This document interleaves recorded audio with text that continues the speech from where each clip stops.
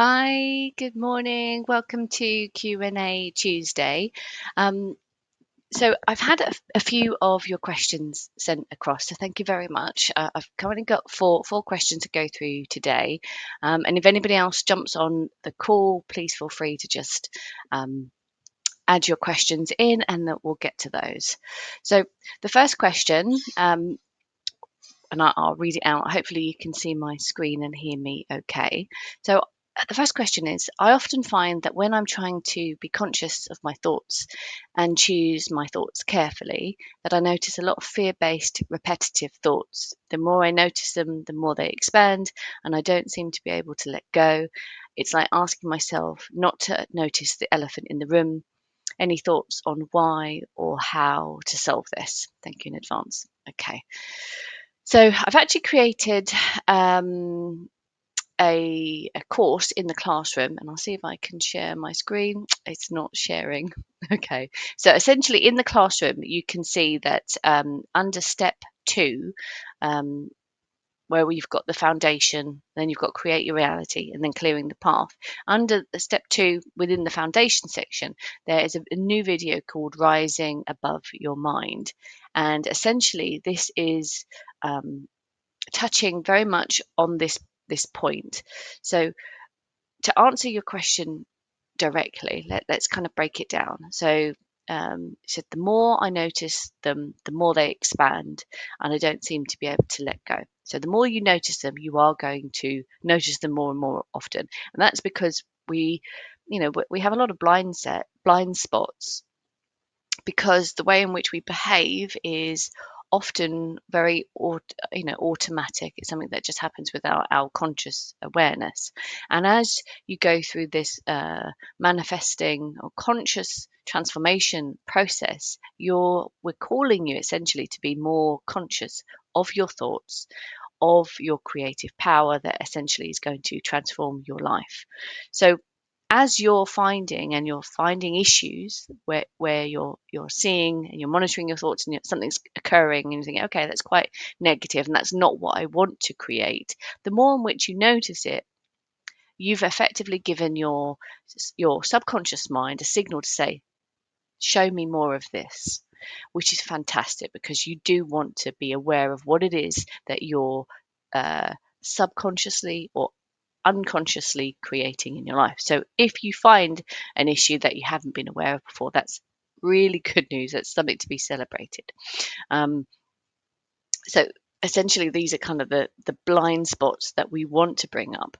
Now, another part of that is the more that you notice them, you said that the more that they expand. And that's often because we kind of can get into these triggered habits, or another way of putting it is that you become all consumed with that negative thought or that anxiety or that worry.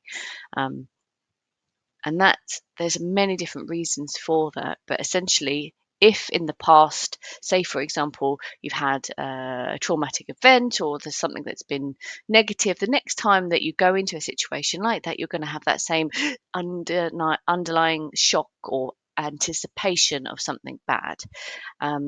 And that can create a bodily reaction. You can feel unsafe, you can feel angry, you can have all these different emotions that your body will anticipate when you go into another situation, and that can then spread into more and more things. So somebody might say something that's completely not associated with the past negative event, and then your body and your mind can take you back to that past event, and you can actually react to the past event in this new situation, which isn't the same thing. And in our thinking and whilst we're monitoring our thoughts, we can see very small or large, but often very small cycles of this same thing. So if somebody has said something to you, you didn't react in person, but you're then mulling over it and you're thinking and you're kind of feeding that negative feeling, you're expanding that negative thought. And the more that you focus on it, the more that you kind of believe it.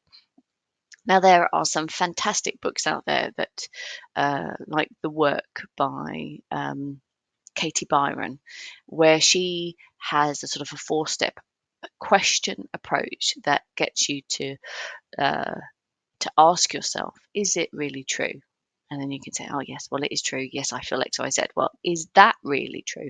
And eventually, through this process, you can kind of unpick what's really real and what's a reaction. Now, how I would recommend that you manage this trigger is kind of what I've outlined in the other sort of classroom course that I mentioned earlier, Rising Above. Um, the first thing, and this is all from experience for me of what's worked for me, so you might need to adapt it, or it might work very well for you. But I think the first thing that you need to do is try and detach from whatever it is. So if you've noticed something, and you feel like you're being sucked into this negative thought, or you're thinking about it all the time, and it's repeating and going over and over, the first thing you need to do is, one, you're aware of it. That's already happened because you clocked it, and that's fantastic that you've clocked it.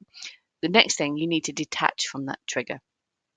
Now, depending on how triggered you are, or how big that fear is, or that anxiety, or how consumed you feel by it, you need to effectively over time build your own toolkit to enable yourself to detach. On the extreme ends, you might find that you just need to really switch off, go and watch some TV, go and listen to some music, read a book, completely different from that feeling. As you kind of lessen, as if it's not that intense, you might be able to use some of the mindfulness techniques to step back from it, detach from it. Ask yourself, what would this feel like if if I took away all the color in this thought? Or what would it feel like if I turned down the volume? Different techniques to try and remove yourself. What would it look like if I was a third person and I was watching the scenario? What would it feel like if I was in a train carriage and looking out the window, looking at this situation? All these different things that you can do to try and detach from that trigger. And once you've achieved a state of observation, so you're not in it now, you're looking at it, at that point, that's when you can start engaging the polar opposite of that feeling. So let's imagine you're upset that somebody has said something which that's hurt you,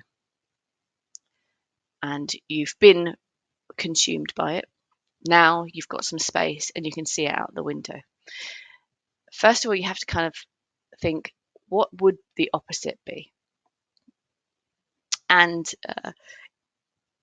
there's many different things that can lead you into this kind of the polar opposite. But a first route would be, do I need to love myself? So I felt attacked. Somebody said something negative. Let me add some self-love in there. Let me counterbalance that. So spending some time to engage in self-love, comforting yourself. Another way of doing it, slightly more risky, as it steps into the problem a little bit, and you don't want to step in, you want to step around, is to look at it and say, what really was upsetting me? Was it really that they said something that hurt me, or was it because it touched on my feeling and my fear about my lack of self-worth, or my lack of lovability? So once you've found the problem, you can then find the opposite of that. So reassure yourself and try and find some examples of where you are worthy, where you are lovable. And if you really struggle with it, then this is definitely an area where you need to focus on to build love of your inner child, your younger self. Have compassion for yourself. And there's lots of different things in which you can do to build that up. But say, for example, let's go with the flow. You've had the trigger, you've managed to step back from it. You've now then engaged in the opposite, the polar opposite of it. You go around the edge of the problem to find, what was it that it really triggered within you, and then you oscillate between the two different polarities. So it triggered a lack of self-love because it made you feel that you were not worthy. Then you encourage the opposite of that, so you feel self-love, and then you go back and you switch back in and try and see the angle and have compassion in the situation for yourself, and then come back to center, reassure yourself. And all of this uses your willpower. the ability to look at something and not get sucked into and not engage in that negative thinking, and using your discipline to go back and forth between comforting yourself when you perhaps still want to rant or still want to moan, and then going back into that around the edges, but not stepping into that trigger. So that is, let me just read the question one more time. The more I notice, the more it expands. I don't see it able to let go. So obviously over time, in this, say for example, in this one example, where you're starting from, you're triggered, you're stepping away into observant, and then you're oscillating between the negative and the polar opposite of whatever that situation is, and that will diminish the power of that trigger. That will reduce the elephant in the room so that you can therefore kind of just look around and think, okay, well, that's the situation. That is it. And the reason why it's really important in manifesting is that when you're trying to create something, you need to only allow your thoughts to settle and stimulate and engage in things that you want. If you allow yourself to think about and ponder on or feel that negative energy, you're only going to create more of that. What you focus on in life expands. What we use, we keep. What we don't engage, we lose. So it's really important to have an awareness of what you're thinking about, and then making sure that it is what you want to continue bringing into your life. And if it's not what you want to continue bringing into your life, this is the process you need to do to let it go if it's really persistent. So I hope that answers your question. I'm going to move on to the next one, which is, can you share tips for maintaining consistency with daily meditations and mindfulness practices? So I think it's all about creating a habit for yourself. So you have to think about, when are you going to use it? Is it the morning? Is it the evening? Where can you create a habit, ideally a daily habit, and it doesn't have to be for long. But if you allow yourself to get a quick fix of meditation, a quick fix of mindfulness every day, you're going to start anticipating it. It's going to turn into a habit. You're going to get some level of sort of addiction and stimulation from it, and therefore it's more likely that you're going to be able to maintain consistency. So it's really about understanding when in your schedule can you fit it in so that it becomes a habit. Another thing I'd recommend is for it being in the same spot, in the same position. So set yourself up so it's a routine, that when you get into that position and when you sit wherever you're sitting or you do whatever you're doing, your body, your mind knows what you're about to do. And it can recognize that and help you more easily get into that state of flow. The third one would be, make it desirable. So it doesn't have to be crystals, but whatever makes it feel positive for you, that you can look forward to it. Perhaps put a scent in the room, put your crystals or your plants or something that it becomes a nice environment that you can look forward to, rather than thinking, oh, I don't want to do this. Make it feel positive so that as you're building this habit, it's something positive for you to look forward to every day. And then I think an important part of getting into the habit is actually deciding. A lot of the times we don't use the power of our decision. We think what we need to do and then we just try. And I think the difference here is when you decide what is best for you, when you decide the frequency that you can commit, that you could do every day, make that decision that this is what I'm going to do, and then commit to it. And this is a kind of a muscle that I like to really use and engage with and test myself on often. So hopefully as you're going through this, you can find other things, little things that you can think, I'm going to decide to do X. I'm going to decide to wear these shoes, and then do that. So you want to give your mind the understanding that when you commit to something, you follow through. So this is something that you can build outside of this routine, but I would say definitely decide on when you're going to do it and then commit to it. And then can also, especially in the group, what's great is that we have a community of people, and you can, share what you're doing and what you're starting, and then have some accountability, whether that's with myself or whether it's with the group, or you find an accountability partner in the community.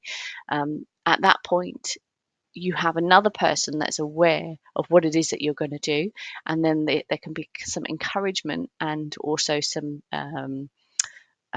internal need not to let the other person down. Okay, so the next question is, what strategies do you recommend for overcoming doubt and building confidence in our ability to create our desired reality? What strategy do you recommend overcoming doubt? So I guess there's a few different angles that I could go in from this. The first one is, where is that doubt coming from? Is it specifically related to manifesting? Is it more related to self-belief? Is it an example that you're holding that something didn't work, where you felt let down? Is there some emotions that are surrounding this? That would be really helpful to know. But let me kind of go through the approach that I would use more on a generic level. But if you want to add some more detail to the question, I'm very happy to make it very specific. So I would first look at, where is this coming from? What are the specifics, and try and get behind the specifics to see, is there some level of emotionally charged feelings, beliefs, thoughts that's behind doubt? Is there some pressure? Is there some panic? Is there some pain that is behind the doubt? Because often when we have a feeling such as worrying about something, or doubt, or lack of confidence, there is a number of different things that can be contributing to it. So first thinking about, where is that doubt coming from? And then creating, kind of as we had in the first example, the polar opposite of that, and using that process to transform it. But I would say it's really important to build and nurture your self-belief. And this is something that you can do slowly and do it over time, but building that self-love and self-belief, and then building different levels of examples, or looking back and trying to see, where have you created, where have you achieved something, what would be a good example in the past of something that you can see that you achieved, and that you did something well. So looking back to try and foster and sort of nurture that self-belief. I think also, it dependent on where it is that you're coming from, that work on your inner child, which essentially just means, how compassionate are you to yourself? Do you have this, negative voice and critical voice in your mind, or are you compassionate as you would be if you had a best friend? What would you say to your best friend if they were in this situation? Can you say that to yourself? And doing some work on comforting and building up and building that trust and that comfort with your inner self and your inner chatter, that kind of voice, and turning it and cultivating it to be that more positive, constructive best friend that can encourage you to create and give yourself some belief through the examples of what you've already done. Now, also going forward, I would say the best thing to do is to try and start small and build examples of small manifestations. Now, there's so many different things that you can do. The first thing I would try and focus on is something that's non-competing. So it's just for you. It doesn't take away. For example, it's a bit more different if you think of the lottery. Everybody's creating in their world. Anybody that's participating in the lottery is creating or striving to win the jackpot. So the jackpot is not what we should be trying to create for a small manifestation, because you've got competing minds, competing probabilities. So I'm saying something that's just for you. We should always focus on that anyhow, and try and open your mind to different possibilities that are just just for you. But starting small, that could be a parking space, that could be uh, a a gift, it could be some small amount of money from someone, it could be somebody meeting somebody. I find that one of the quickest ways of manifesting is asking to see somebody.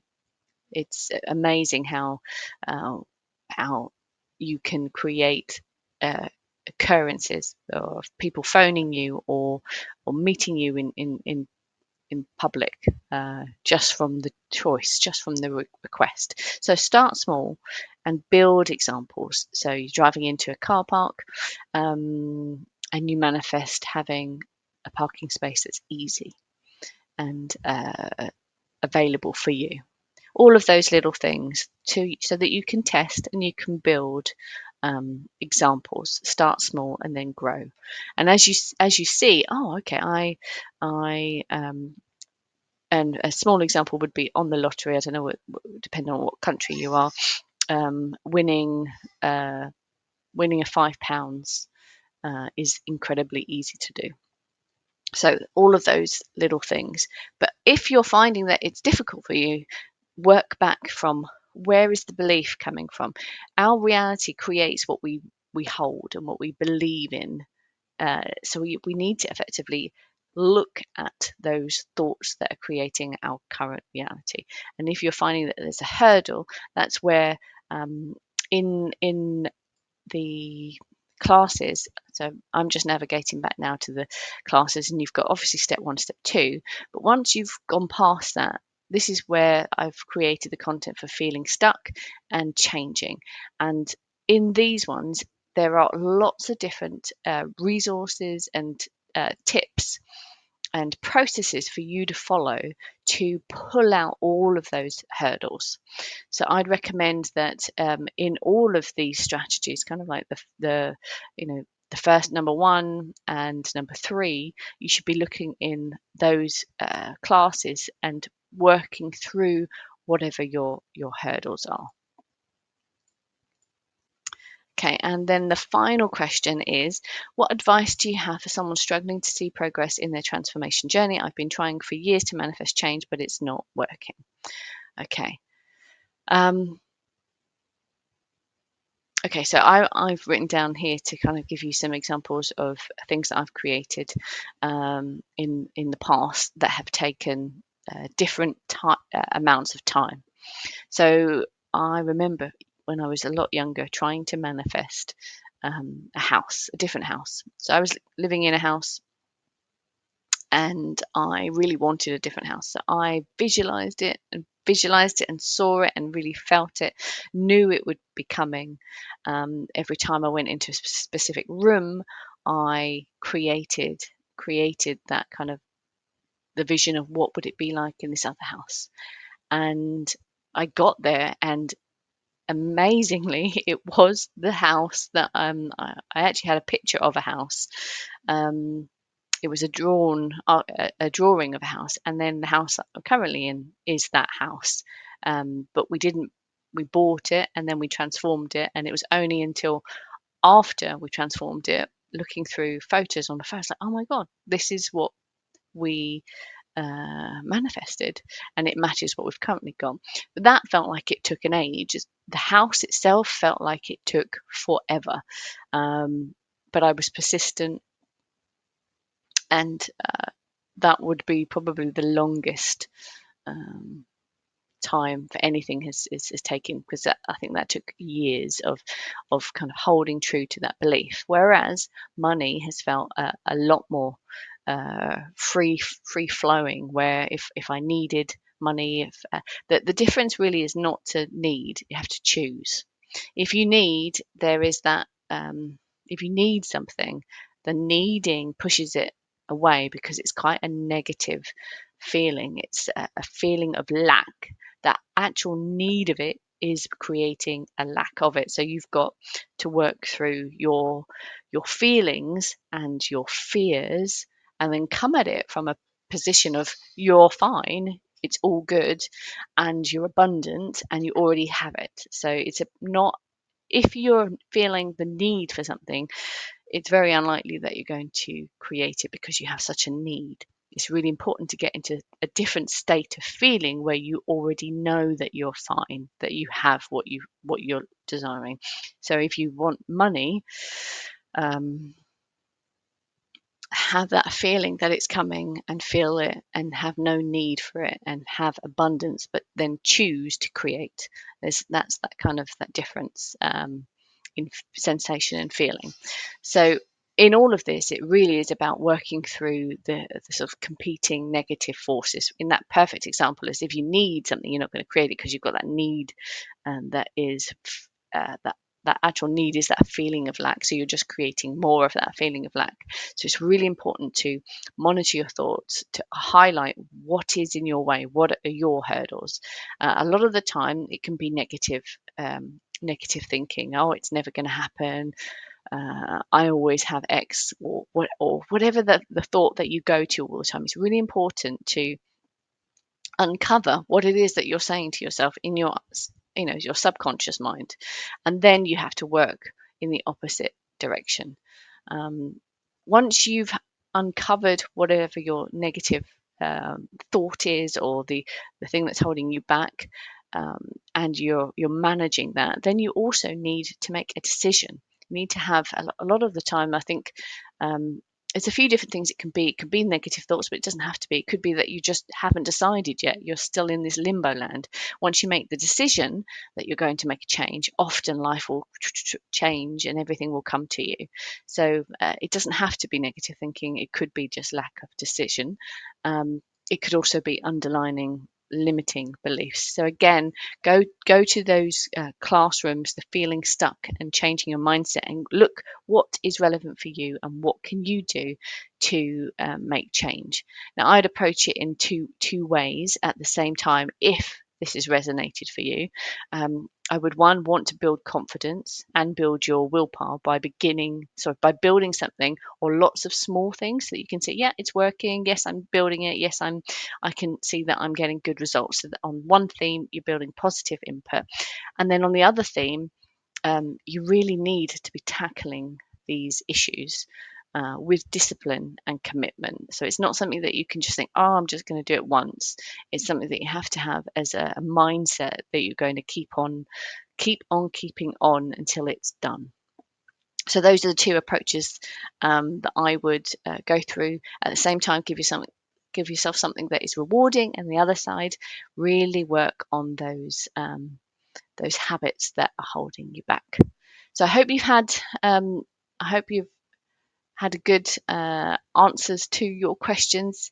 If you have any more questions, please let me know. Next week we'll be having another Q&A Tuesday. I hope you have a lovely week, and I look forward to hearing from you. Right, take care. Bye.